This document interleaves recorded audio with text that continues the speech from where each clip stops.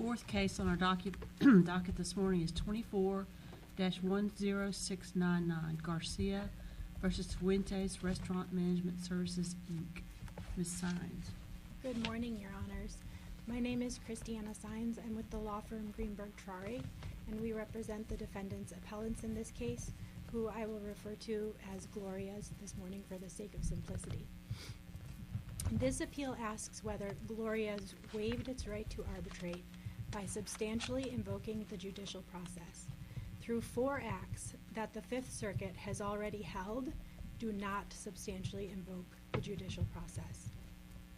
The lower court ruled contrary to this, and in so doing created a presumption that Morgan v. Sundance does not permit, and essentially an automatic finding that a party that doesn't know about its right to arbitrate when it files a joint status report is presumed to have waived its right to arbitrate. This court should reverse. First, I'd like to talk about the 4 specific acts that the lower court relied on in holding that Gloria's had substantially invoked the judicial process. Number 1 is filing an answer and defending itself in litigation for about 5 months.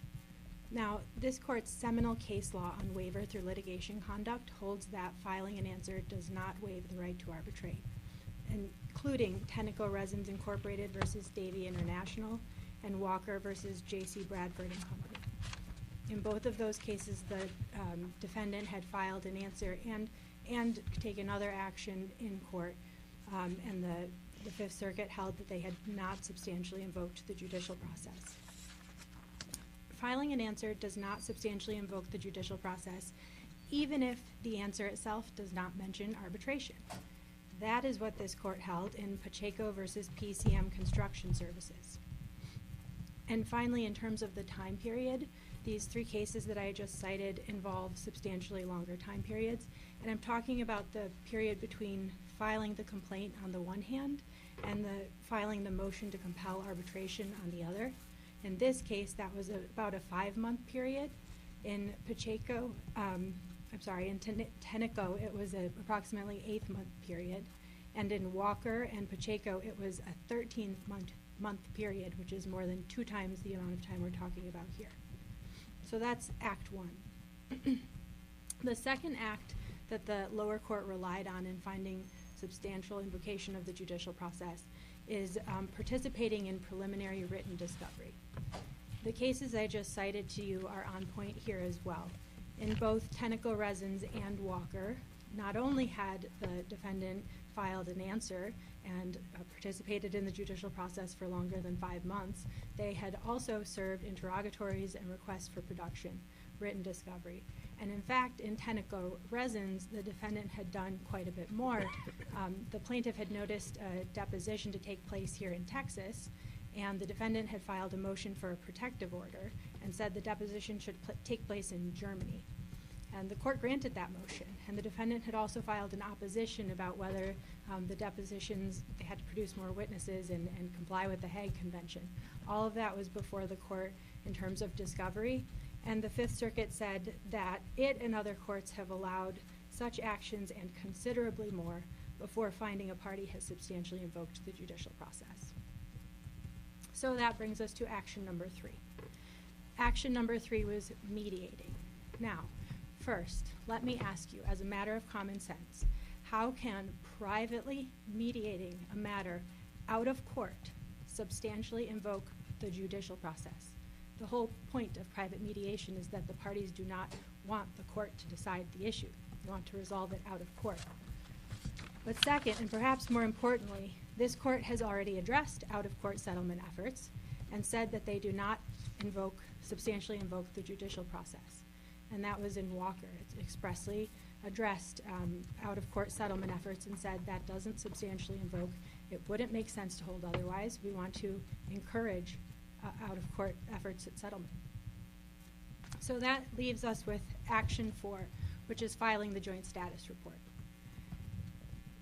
Filing a joint status report does not substantially invoke the judicial process.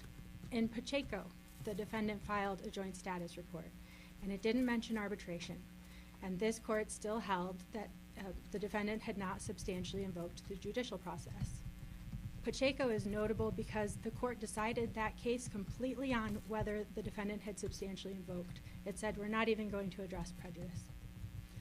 And this goes to a through line in all of these cases about waiver through litigation conduct. Parties do not lose their right to arbitrate by taking actions that are consistent with the orderly participation in a lawsuit. Actions that, if a party declined to take them, the court might order them to take, such as filing a joint status report, responding to a complaint. If a court enters an order, a district court enters an order and says, okay, parties, we're going to have a Rule 16 conference. I want to see your 26F report by this date. Neither party can say, no, thank you, I'm not going to file the joint status report. That would disrupt the litigation. You can waive the jury trial, though, can't you? In a status report, you say, I want a non-jury trial. Yes, but you have to file the status report, right? Right, but and once you say that, the judge can say, that's it. You said you didn't want a jury, you can't change your mind, right? So, yes, and you're going to the issue of what was said in the joint status report, which I submit you don't have to reach, because the question is just whether you file the joint status report. But to your point, the joint status report did not say Gloria's is aware of its right to arbitrate, and it is going to waive that right to arbitrate. The joint status report did not say Gloria's isn't sure if it has a right to arbitrate, but either way it's going to waive it. Why wouldn't we have to reach what the joint status report says? I don't understand that. Because filing the joint status report, well, here's the issue. In these cases, when a party loses its right to arbitrate, it is when the party asks the court to decide the merits of a dispute. It is invoking the judicial process to resolve the dispute. When the party files a motion for summary judgment, or when the party files a motion to dismiss with prejudice, it's asking the court, you resolve this dispute. In filing the joint status report, Gloria's did not ask the court to resolve the dispute. The joint status report asked, are the parties considering mediation at this time, mediation or arbitration? And Gloria's responded and said, no, the parties aren't considering arbitration at this time because we're not aware of an arbitration agreement, but we are planning to do an early mediation. So that should end the inquiry. This case is very much like one that was before Justice Willett last year. It was Pumphrey versus Triad Life Sciences. And in that case, the defendant had filed a motion to dismiss. But the motion to dismiss didn't ask for dismissal with prejudice. It was a motion to dismiss that said the facts that are pled in the complaint don't state a legal claim for relief. And so this court held, well, you're not invoking the judicial process to resolve the merits of the dispute. You're invoking the judicial process to understand the dispute in the first place. And so that's not substantially invoking the judicial process in terms of waiver. And it said we're going to end the inquiry there. The appellant in Pumphrey had explained on appeal, we didn't know when we filed the motion to dismiss that there was an arbitration agreement. And the Fifth Circuit said, well, we're not even going to reach that issue. We don't have to address that issue because the action of filing the motion to dismiss didn't ask the court to resolve the merits of the dispute, and that's enough. From that, we can tell the party didn't substantially invoke the judicial process. So this case is like Pumphrey, and the inquiry should end there. However, to the extent that this court reaches the issue of what Gloria's knew and when, it should hold that the lower court erred in finding Gloria's knew or should have known about the arbitration agreement when it filed the joint status report. The lower court reached that conclusion by throwing out two precepts of waiver through litigation conduct in this circuit that should not be thrown out. The first is that the party asserting waiver bears the burden of proving waiver, and the second is that there is a presumption against a finding of waiver. The lower court essentially misinterpreted the Supreme Court's case, Morgan versus Sundance. Morgan simply holds that an arbitration agreement, and crucially, any defenses to an arbitration agreement, should be on the same footing as any other agreement and the defenses to any other agreement. And here, If you play that out, that means that the presumption against finding a waiver and the fact that the party asserting waiver has to prove it, they survive. That is because in contract law generally, outside of the context of arbitration, if a party is asserting that another party waived its right to arbitrate, the burden is on the party asserting waiver. In addition, that's a very high burden. I think that the Supreme Court of Texas has a very on-point case. It's Lalonde versus Gosnell, and there's a footnote that explains why this sort of presumption against a finding of waiver holds true in non-arbitration contexts.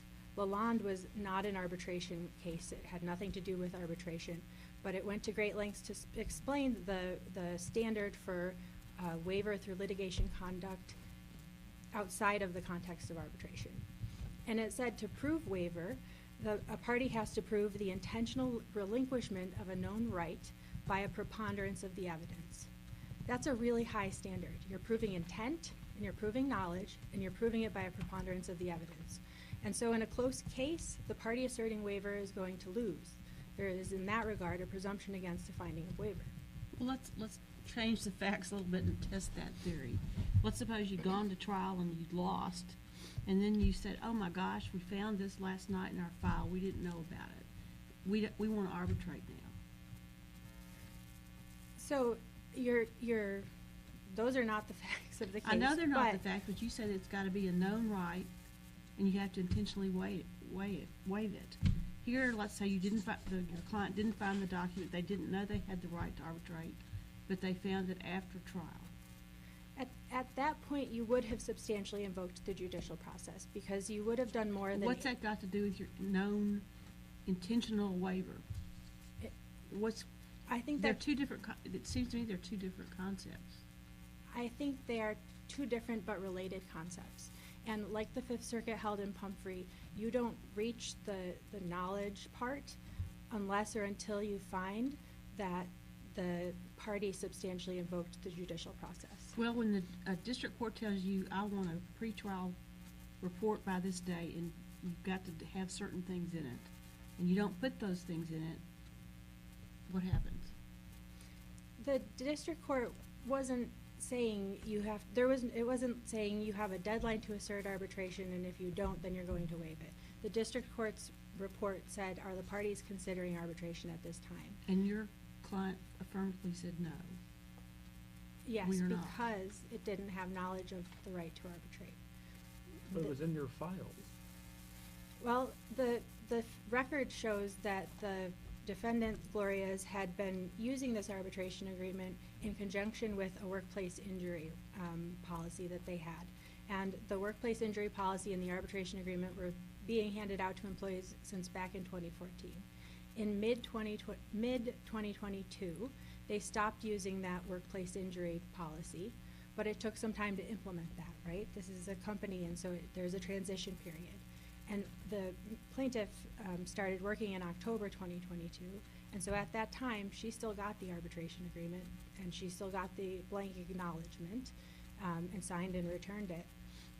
And so when later, by the time that she files her lawsuit, they're not handing out this arbitration agreement anymore. Well, they could have But looked at her personnel file. That doesn't negate the fact that it was in your personnel files, correct? And as soon as the company saw that and said, okay, wait a second, there's this acknowledgement form. Why doesn't that go to what the company should have known? The question of what the company should have known is not the relevant question here, and that was addressed by this court in Williams versus Cigna Financial Advisors. In that case, the plaintiff had made a similar argument and said, well, it was a removal case, and the plaintiff said the defendant should have known about this arbitration agreement at the time. It was an employment case, too. The defendant should have known about this arbitration agreement at the time they removed. Well, again, you're mixing apples and oranges. It seems to me that the court, you were saying at some point you've invoked the judicial process. And we're on a spectrum here, it seems to me. After trial, you say, no, that's too late. And the question is, when the court tells you to submit a status report, and one of the questions is, are you going to ask for arbitration, and you say no, can you go back on that or not? When have you invoked the process to the point saying and the court could say, I'm gonna hold you to that. When you have used the judicial process to resolve the merits of this dispute. So when you've started to take depositions about the case, when you've filed motions for summary judgment asking the court to resolve the dispute, when you filed a motion to dismiss with prejudice asking the court to resolve the dispute.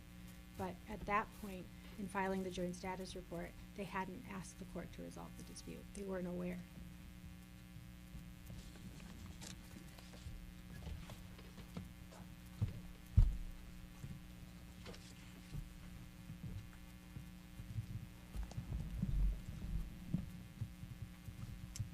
May it please the court.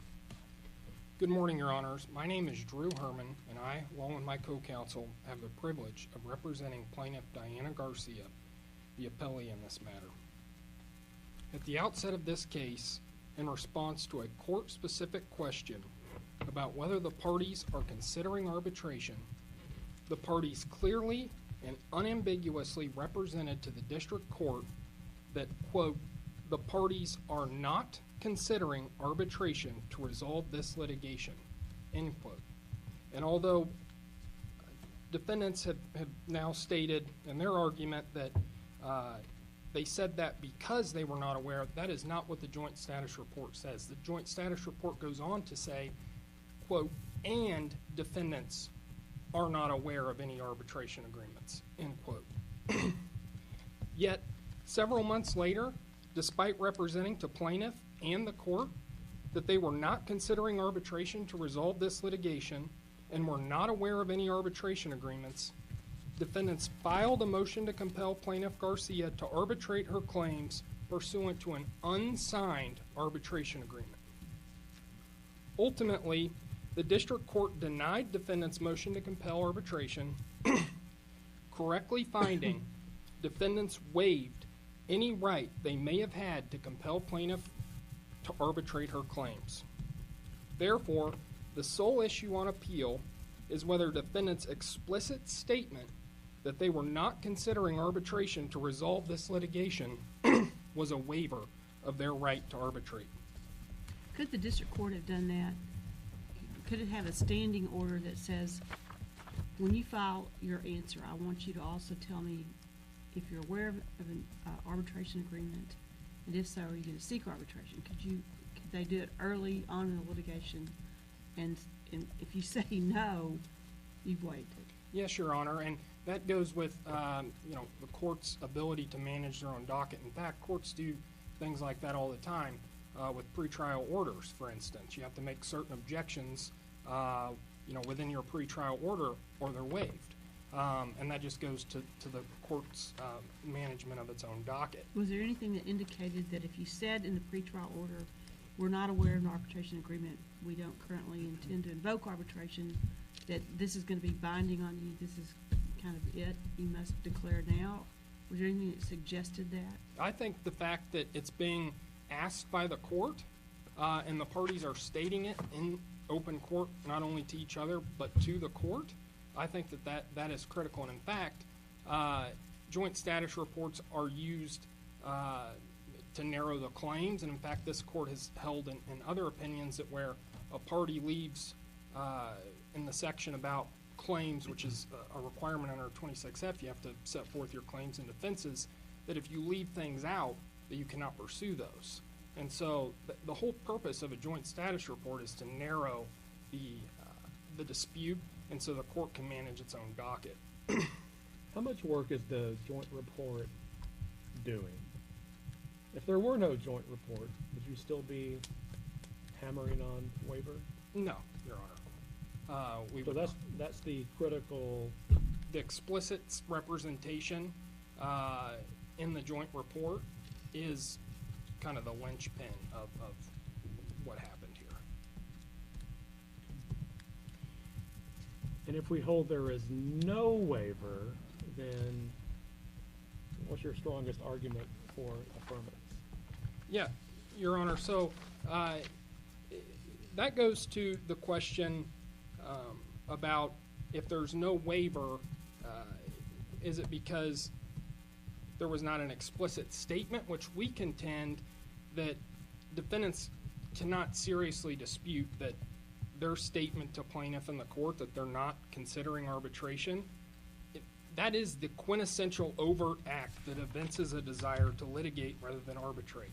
In fact, in Nicholas v. KBR, this court said the clearest example of waiver would be a party saying so in open court.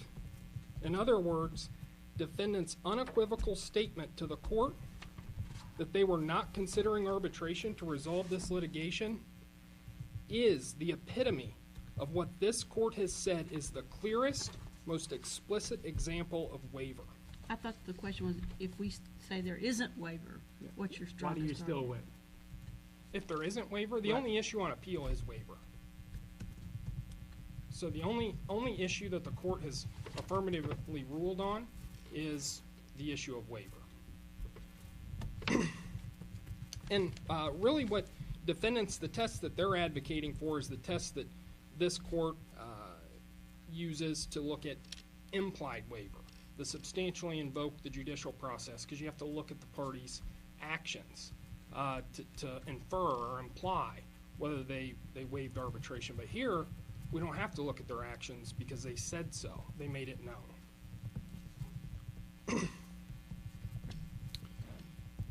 In addition, defendants also pivot to instead also taking issue with the district court's finding that defendants had knowledge of the agreement. The district court found defendants had knowledge of the agreement based on defendants' own declarations, which state, 1, the agreement was a business record and had been in defendant's possession, and 2, the agreement was part of defendant's regular onboarding process across all 22 of defendant's restaurant locations since at least 2014. Despite the fact their own evidence shows otherwise, defendants continue to offer the unsupported assertion that they lacked any knowledge of the agreement to arbitrate until November of 2023. However, defendants cannot have it both ways. If defendants were aware of the agreement to arbitrate, as the district court found they were, then they waived arbitration. On the other hand, if defendants did not have knowledge of the agreement, then there is no agreement to arbitrate. Let me explain. Because defendants are seeking to compel plaintiff to arbitrate pursuant to an unsigned agreement, defendants must establish that plaintiffs saw the agreement and accepted it. To do so, defendants are required to establish that they provided plaintiff with the agreement and that she continued working after defendants provided it to her. Although defendants may point to an acknowledgement form that plaintiff signed, 2 Texas appellate courts have held, when looking at nearly identical documents, that the acknowledgement form has nothing to do with the unsigned mutual agreement to arbitrate. Instead, the acknowledgement is acknowledging receipt of an occupational benefits plan, a document that has nothing to do with the unsigned arbitration agreement. In other words, defendants cannot claim they were not aware of the agreement in September of 2023 when the joint status report was filed, and at the same time argue that they entered into a binding agreement with plaintiff by providing it to her at the start of plaintiff's employment a year earlier in October of 2022.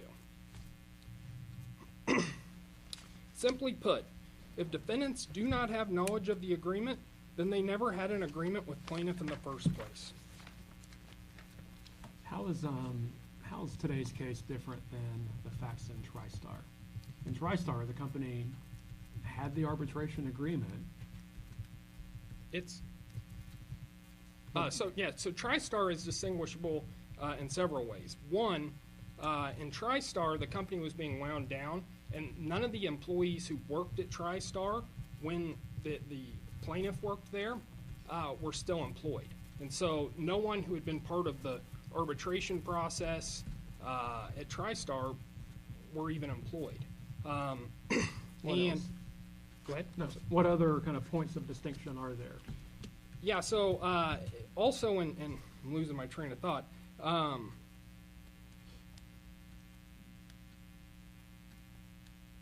In TriStar, the agreement was also signed.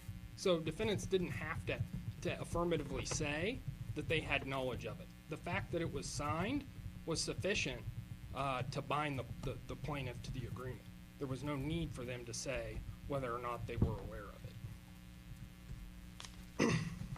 Your friend on the other side, there was no downsizing or corporate restructuring like in TriStar, but there was a change in corporate policy that ought to excuse their lack of knowledge.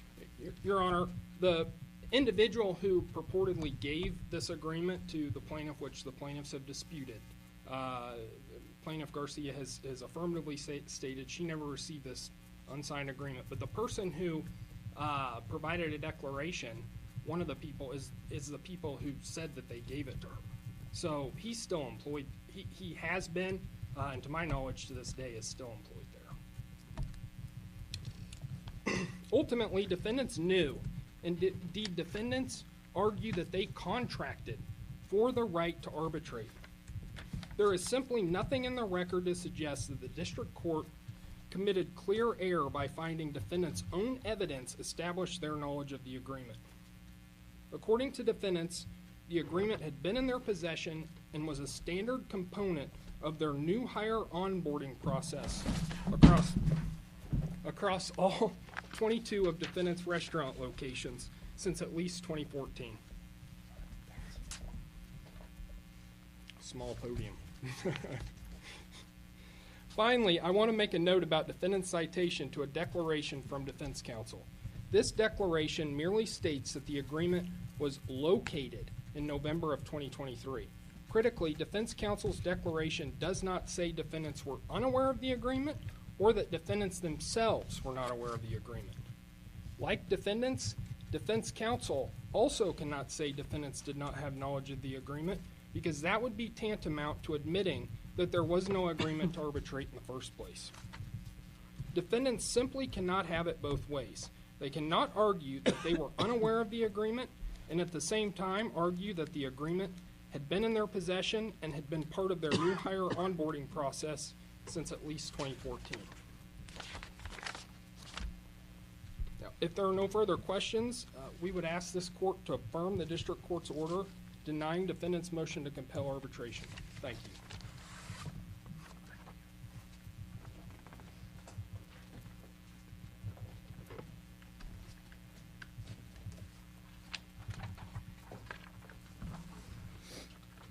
Your Honors, I want to begin first by noting the concession that if the joint status report is not held to be a waiver, then there is no waiver here. That's a big concession because the lower court held there were 4 grounds for waiver. And then secondly, I want to go back to the purpose of a Rule 26F report or a joint report, the joint report here. The purpose is scheduling. It's the orderly management of a litigation. It sets the deadlines that are then going to decide the parties' rights and when they have to assert things. For example, it sets a motion for summary judgment deadline. The requirement that they filed a joint status report, it didn't say, as Your Honor, Justice Richman said, it didn't say, and let us know if there's an arbitration agreement, otherwise you're going to waive the right to arbitrate. This was one of 20-plus issues that the parties touched upon so that the district court could set a scheduling order for this case. That's very different, talking to the court or telling the court, invoking the judicial process for the orderly management of a case is not the same thing as invoking the judicial process to decide the merits of the dispute. And finally, I want to go back to knowledge. A finding that Gloria's knew, first of all, on the knowledge piece, in listening to my co-counsel's arguments, you can't help but tell that the burden was flipped, right? It's Gloria's didn't prove why they didn't know. Gloria's didn't prove that they didn't know. Gloria's didn't prove this. But the burden of proving knowledge and an intent to relinquish a right. Why isn't the knowledge of the employee, you said, yes, I gave it to the plaintiff, imputed to that employee's employer? It's a manager, the restaurant manager. Gloria's has 22 locations, and so it's going to take time. What law says that means it's not imputed? The knowledge of a low-level manager is not imputed to the corporation as a whole. But even if it were, it took time. So my co-counsel or opposing counsel raises this issue of the acknowledgement, right? The arbitration agreement wasn't signed, but the acknowledgement was signed. Well, the acknowledgement, and this is in the record multiple places, it says, I acknowledge that there's a mandatory company policy requiring certain claims to be arbitrated, and I am accepting and agreeing to comply with these arbitration requirements. But then the company had to go back and say, okay, but was this arbitration agreement provided? Because in mid-2022, we stopped providing the summary plan Why would you ask description. her to sign something about arbitration if you didn't give her an agreement to arbitrate? That doesn't. They didn't, but we had to be sure that she also got the arbitration agreement as well. And so in talking with the manager, then the company knows, okay, she got the arbitration And this as could well. have happened the day the lawsuit was filed, right? I mean, again, going back to imputed knowledge, what case says that manager's knowledge about the arbitration agreement along with the signed acknowledgement is not imputed to the company? I would go back to TriStar. The TriStar case is on point here because it holds that litigating without knowledge or litigating a dispute in ignorance of the right to arbitrate does not demonstrate a desire to resolve the arbitrable dispute in litigation. And so in TriStar, it was a similar context. It took time for the employer to find, and the alternative too is exactly what you're saying, a requirement that a party know on the day a lawsuit is filed that there is an arbitration agreement and a right to arbitrate. That's a standard that's not found in Okay, any 5 other months case later, law. when the court says, I'm asking you to put in writing, do you intend to arbitrate? It was 3 months later when they filed the joint status report. And in the interim period, they found it a couple months later, they moved to compel arbitration. And so this is in the record, you know, the evidence shows that they had been providing the arbitration agreement with that policy on the workplace injury report. This is in the record at 975. It shows that Gloria stopped using the the workplace insurance policy in mid-2022, but in some places was continuing to distribute the arbitration agreement. This is in the record at 998. And then it shows that the plaintiff started working in October 2022 during this transition period, in the record at 155. This case is indistinguishable from TriStar. And quickly, the joint status report does not say that Gloria's wants the court to resolve the merits of this case rather than an arbitrator. It says that Gloria's is not considering arbitration because it's not aware of an agreement to arbitrate. Gloria's asks that this court reverse the lower court's decision, hold Gloria's did not waive its right to arbitrate, and order the plaintiff to proceed with her claim in arbitration. Thank you. Thank you, counsel. We have your arguments. That will conclude the argument.